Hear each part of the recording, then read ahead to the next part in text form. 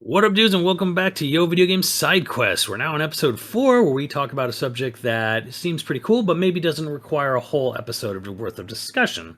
Fucked up because we're on episode 5 now. That's right, we're a Oh, month into the side 5. quests, and we're talking about balance. We're talking about balance specifically with level design balance and Yeah. stuff. This is something that I talked to with Myles once. I don't know. I think we were in like the Guinness pub in Mm. Vegas at one of the Evos, and we had talked about um, you know different characters, shooters, balance. So Myles, correct me. I know I'm only half remembering this, but I always wanted to talk about this, and I don't know if we talked about it in a full podcast. But it's in my list of side quest stuff that we've always wanted to have an episode about. So I'm going to open it with shooters because that's the one that I've played the most of. To you, what do you think a level that's balanced? Does a level have to be mirrored in a shooter to be balanced? Because I think that's the easy road where everyone go like COD 4 amazingly balanced levels basically was just a mirror. Mm. Most levels, each side had the exact same stuff, even if it was different skins. Pretty much was the same number. Usually, it was like 3 main avenues with a couple of cross Mm. intersections to go. Like that's generally how it works. So everything either looked like an Yeah, H it's or it's a it's kind of like designed to be like, your starting point, and then like you have a like X, diagonal. Yeah. and whatever from here A to B, and then B is like a sort of event or something where like we'll do it on like like a rush, and then like B, then you get through this whatever this event you program sequence to happen. Then you go from B to C, and then at C another event happens, kind of thing. Right. Yeah. That's kind of like a very one way of looking at it. And then I think the general idea is that like A to B, you get to B, you get the event at B, and that increases things a little bit, and maybe you ease off a bit as you go from B to C, but then C is harder than B, and then you have a little bit of like a breathe moment, go from C to D, and then D's event is harder than C. That's kind of like the sort of like general thing. um for me, I really go back to what it's Clover, Capcom, and then now it's kind of Platinum design, where it's usually like we introduce like in an action game, it's like you introduce an enemy type, or sometimes it could just be an obstacle type or whatever, right? Right. But And it's then you like, build off of that obstacle type. so yeah, like you get to your room and you introduce an enemy type, you fight one of those enemies, and then you go to the next room, and now there's, okay, you have fought one of those enemies, now you will fight 3 of those enemies. So now you go from one to a group. And then the next room after that is, maybe they'll okay, now we're gonna have that enemy type, and then we're gonna have an older enemy type. Or if it's like the first thing is like you introduce like a new enemy type in the mix, and what it is like you had an enemy that this is very basic. Like your first enemy type was an enemy with a sword, and you learn how to beat it. Right. And then you fight 3 enemies with swords. And the next room is an enemy with a sword and an enemy with a gun. So you have a projectile and you have a melee.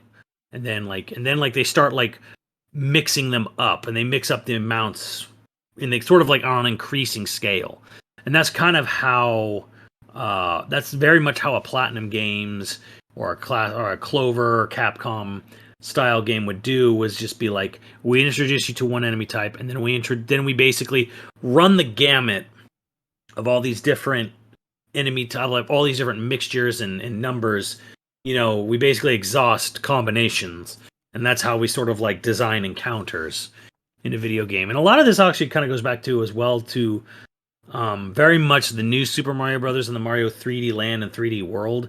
Right. And they've talked about how that's built upon a Japanese storybook of which is a 4-act structure. Forget what it's called. But it's like you have an idea, you build on the idea, you build on the idea a little more, and then there's sort of I don't want to say like a finale, but there's like, A turning point. right. Well, it's like your 3-act structure. They have a 4-act structure in some Japanese storytelling or whatever, and they kind of moved that idea over into level design, which is like introduce an idea and then you expand on the idea and you exhaust all the different things of that idea, and you do like one last thing one last twist on the idea, and then the level ends. And then that idea is kind of exhausted. You don't like unless it's something very, very, very basic. The idea that they gave to you that was that whole level's theme in say a 3D world level Right. is They not. don't do it again. They It's don't do it over. again unless it's like way later, and then it's like a whole new twist on it. And then like the whole new twist is now here's the twist, and then here's all the different ways we can combine the twist with the original idea, and we exhaust that, and like then that level's over, and then it's kind of gone. So you have a lot of just single idea levels in Mario 3D World. Which one thing is it's kind of good for variety, but for me the only real kind of issue with that is that sometimes it kind of feels like I'm not playing an organically designed game. I'm playing a very it kind of like you feel like I'm playing a video game. I'm Right. aware of it. It's like it's not like, oh gosh, like what will Mario encounter next? It's okay, what does, what does Yoshiaki Koizumi, well, not Koizumi, but because I don't want to say he's a producer now, but like what does Miyamoto have in store? What has Miyamoto decided he wants to do to me now? Right. Um, I have you're like thinking a about the obstacle course he's building in his head. It's like you're thinking more of like you're envisioning the physical human person designing the level, and then like, oh, okay, I see what you're doing. You're trying to make this obstacle. I'll get over that, and it doesn't feel like it almost becomes like this point where it's like I don't even care what character images are on screen. I'm just sort of like I'm playing this guy's guessing game, I always think or about going. balance to be like how do you keep introducing things that keep it fresh while leaving it Mhm. familiar enough that you can still sort of be good at it. Right? If you're constantly introducing nothing but new concepts, you don't leave any skills to build. Right, and I think Mario makes that balance really good. Like I mean, even if they're not as like the greatest Mario games ever, like I think like say 3D Land, 3D World, they're expert at it, it, exactly what you said, where it's like it's not like everything I learned from the last level is irrelevant to the next level, right? It's because in Right. that case, it's like it's not like, hey, this level's a shmup, this level's a platformer, this level's a strategy game, where it's like it's so wildly inconsistent that like your brain is like I just learned how to get good at one thing, and now everything I learned is useless. It's not like that.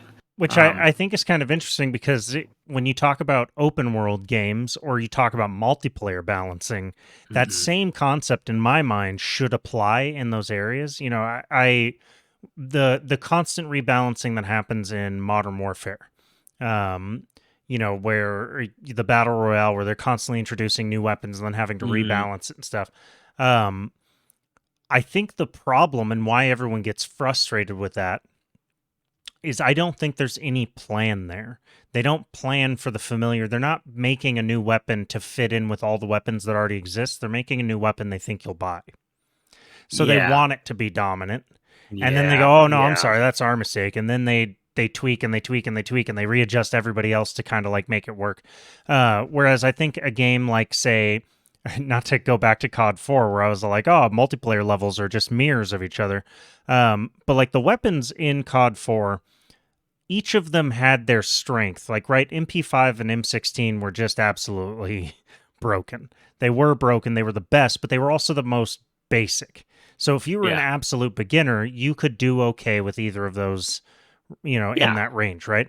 But you could also get assault rifles that you could say have better distance with or that did better at close range or whatever. yeah. It was the sort of brilliance of that say COD 4 was the fact that the M16 is like the best weapon in the game, and it's the starter weapon. Hmm.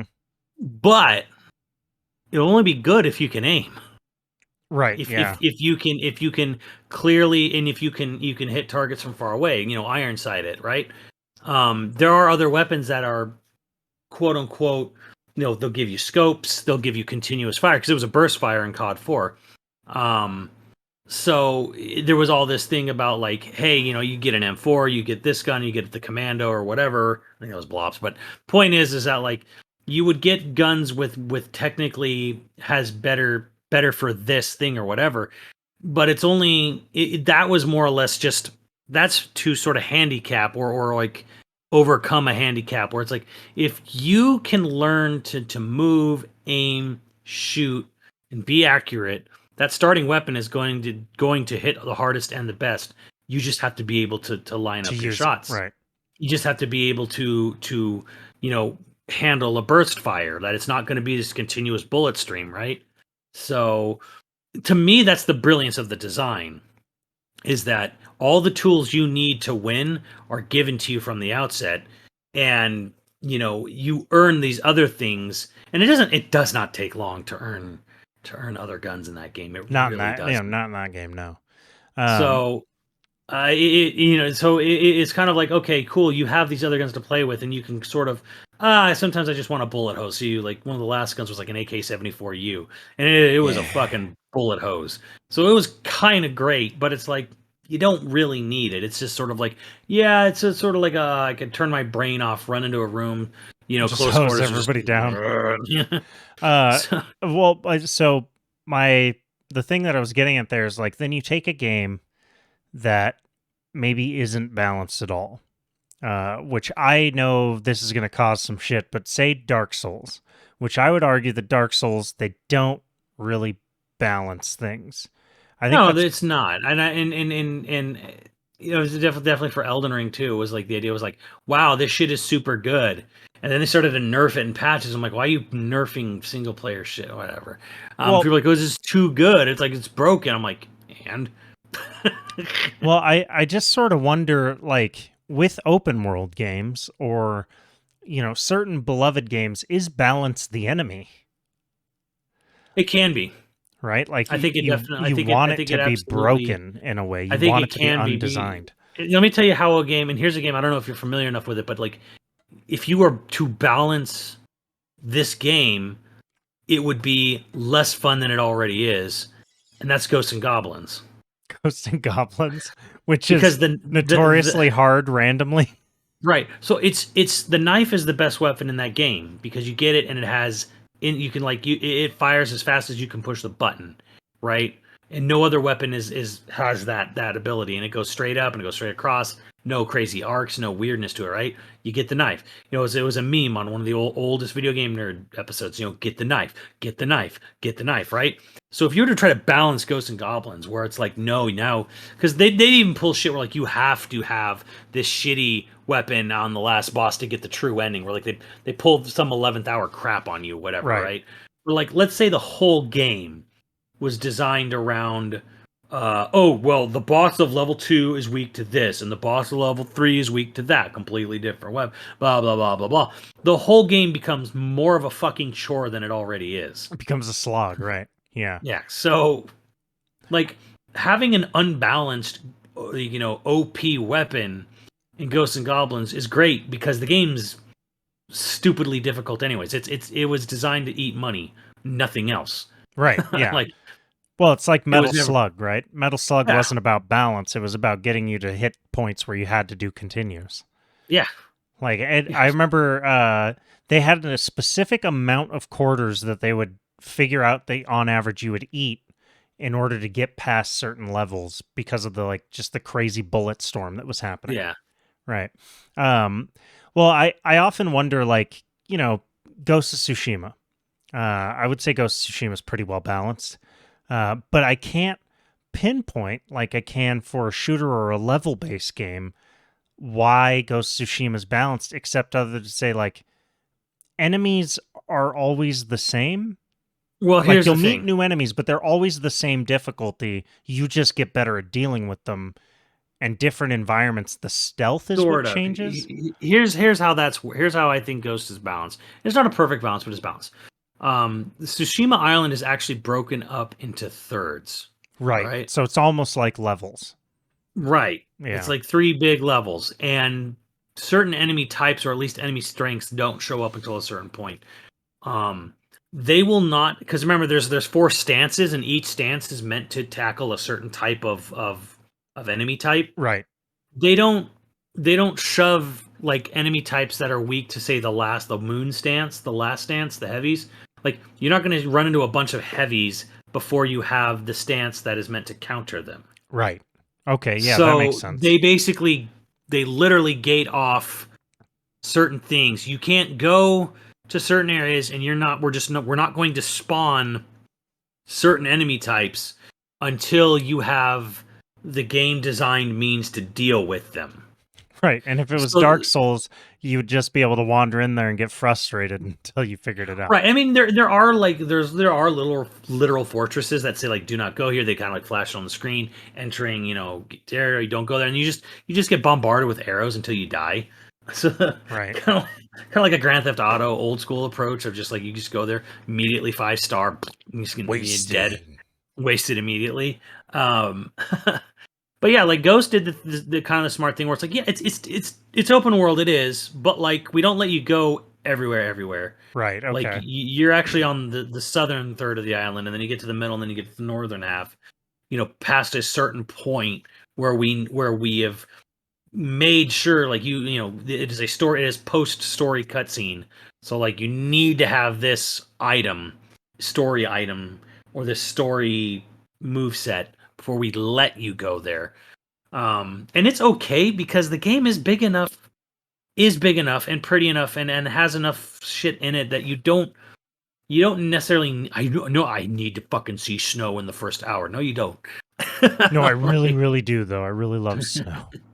okay, Um, so it's like they give you plenty, and there's plenty you can ignore if you want to get to the other places faster. But I think Ghost did a pretty good job of that. Now that being said, does Ghost of Tsushima feel a little samey by the end? Yeah, it kind of does, because there is a very finite amount of moves and stances and things you can do in the game.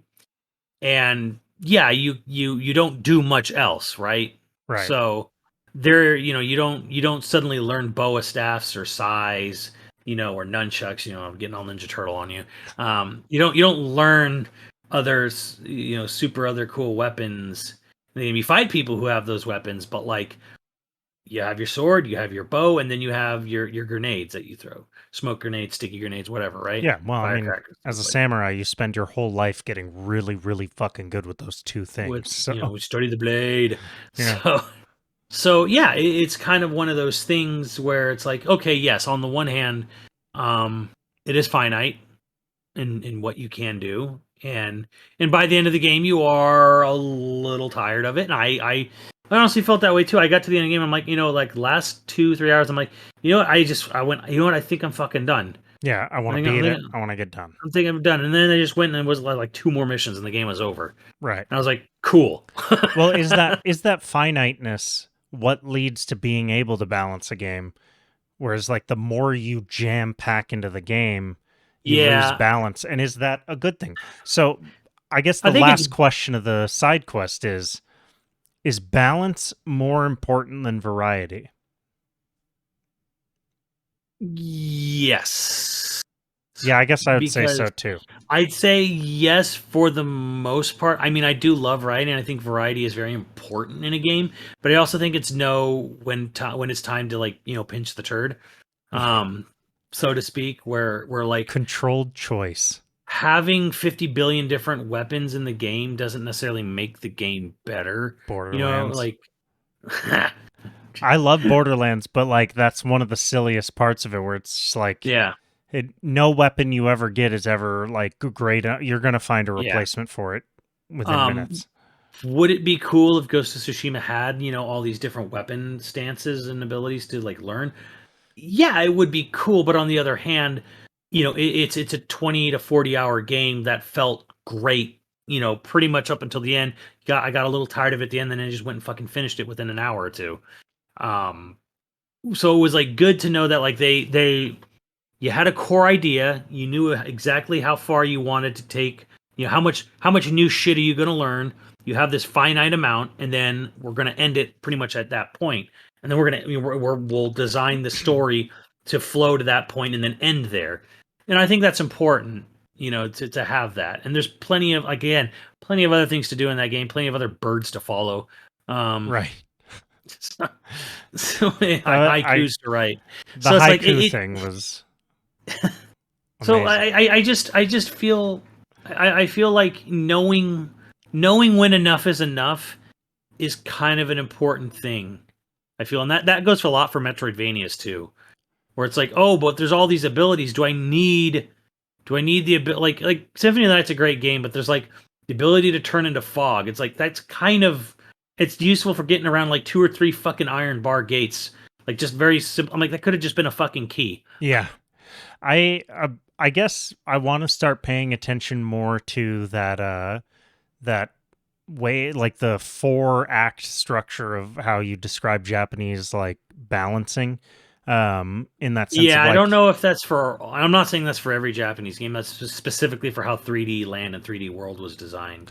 well, Um, I guess I want to pay more attention to just balancing in general, where it's just like introduction of the idea, you get good at the idea, and then they twist the idea slightly so that it's familiar enough that you can build on that skill, but different enough that you keep going with it. And I've never really paid attention. I've paid attention to balance in um shooters, online shooters and stuff, but balance in online shooters is very much about like no one weapon being too OP. That's not it's not necessarily about like learning skills and building on them and twisting. I think that's more of like yeah, a single player balance thing. yeah. Well, and I just looked it up. The name of the 4 act structure is called Kisho Tenketsu. Hmm. It's used in 4-line Chinese poems, 4-panel Japanese comics. Each of the stories includes concept, develops it, hits you with a twist that changes things, then offers a conclusion. Each Mario level has a arc of introduction, development, twist, and conclusion. Um, that is that is what the director of the games designed every level around. Hmm. I think that's Kisho pretty cool. Tenketsu. There we go. We learned something. That's actually legit a story. I get. Would you call that like a story technique or a story Yeah, because it's a 4 act structure, which is structure? Yeah, introducing. a story structure that I didn't know. Yeah, and yeah, it's just yeah, introduce a concept, develop the concept, twist the concept, um, and then a conclusion to the story. Interesting. I mean, that's kind of a cool spot.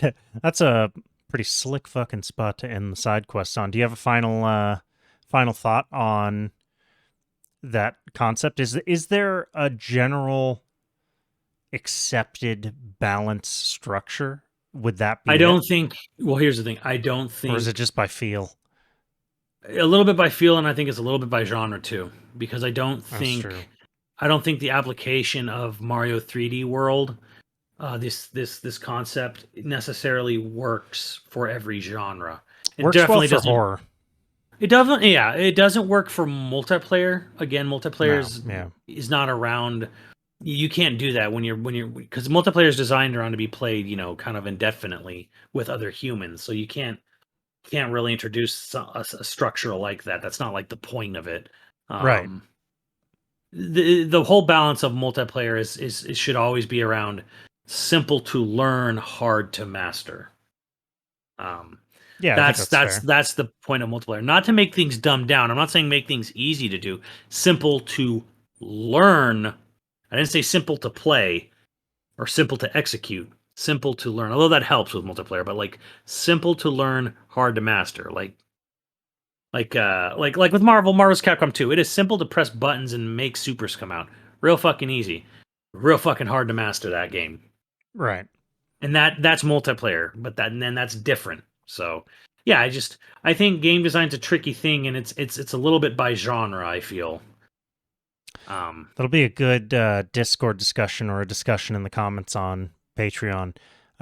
Is like what balance structure do you think gets used for your favorite genre? mm, Obviously, horror seems like it uses uh, Kisho Tenketsu, is what you said it was. yeah, Uh, concept development, twist, and then conclusion. Um, I think that's probably the basis of horror franchises like Resident Evil or yeah, and Fatal Frame, shit like that. you can see it in like Resident Evil, like one Yeah, even where it's easily.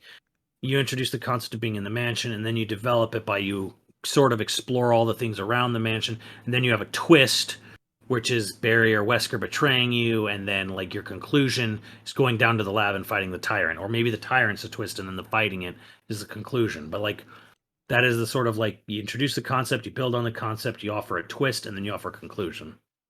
Right. So, So that would be a good one. I'm gonna give it some thought on like Metal Gear. Metal Gear mm, probably follows that, although I'd be tempted to assume it follows a Western uh, structure, mm. but probably for balance it follows that 4X structure. I don't know. Be Well, interesting. Metal Gear is interesting because it twists all the time. Right. Yeah. It's constantly changing. Yeah. Story beats. All right, guys, that's our side quest for this week. And make sure to give us some suggestions about what you want our side quests to be about. Obviously, this one I took from Myles from a much older suggestion, but we are definitely open, especially like topics that wouldn't make a full episode or, maybe something even a little bit more niche. It could be to our other interests, movies, any of that stuff. So please give us suggestions. You can do it here. You can do it on Twitter if you'd like, even on Discord. And we'll catch you next time, guys. Later, dudes.